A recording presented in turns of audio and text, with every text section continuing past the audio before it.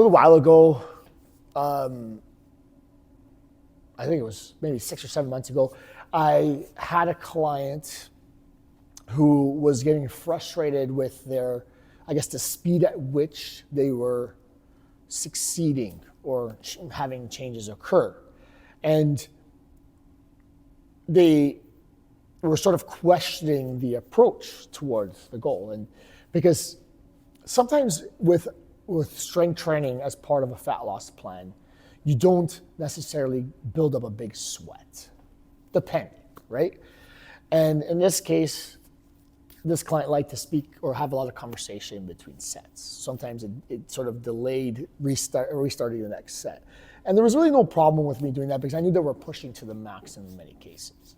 But what was happening is, in the back of their mind, they start to build up this story where because they were not sweating, they were not succeeding. They were not actually burning fat. And I don't want to address that myth because I've done it so many times. But what I want to discuss is this point that I had suggested to him. I said them. That the best route for this goal is not to try to chase a sweat and jump around and do different back exercises back to back and just try to build up, because that's going to burn the most amount of calories. Because, I mean, although that might be true, there's a point where your goal of the exercise or the program is no longer to burn the most amount of calories, but to maintain the most muscle, because you're focusing on nutrition to cut the calories, or you're looking at other things, you're doing cardio on the side. So the actual exercise itself is more strength and hypertrophy based, right? So we were discussing this, and they had tried this other thing with another coach who made them sweat a little bit more, and they thought, oh wait, that's what I'm missing. This is why I'm not succeeding right now.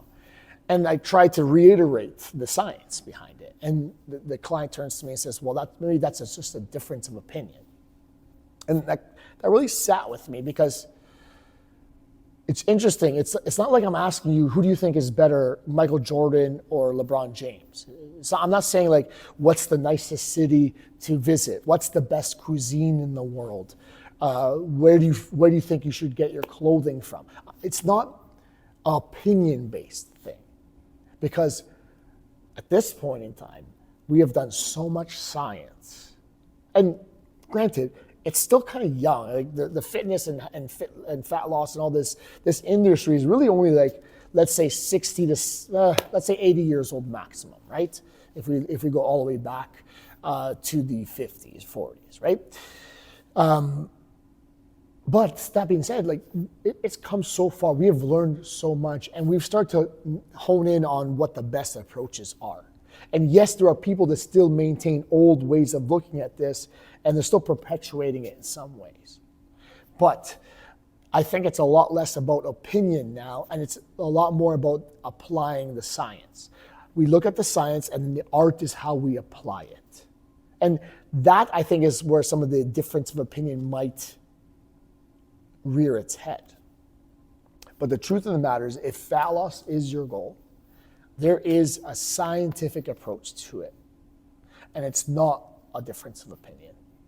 And I know I'm not speaking to my client now, but I think it's a teachable moment for most people, that you need to be in a caloric deficit to lose fat. You need to maintain as much muscle so it's fat and not muscle that you're losing at the same time.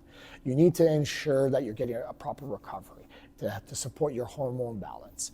You need to make sure that you're doing the things that help you to get active in the day to burn the most amount of non-exercise activity, right? The caloric expenditure from that. These are all established principles. Now, some of the specific details we might change as we figure out a little bit more about each person.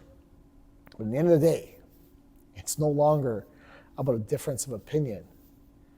It's some people have learned, some people have spent the time to figure out what the science said, and some people are just basing it off their own experience and some other opinions.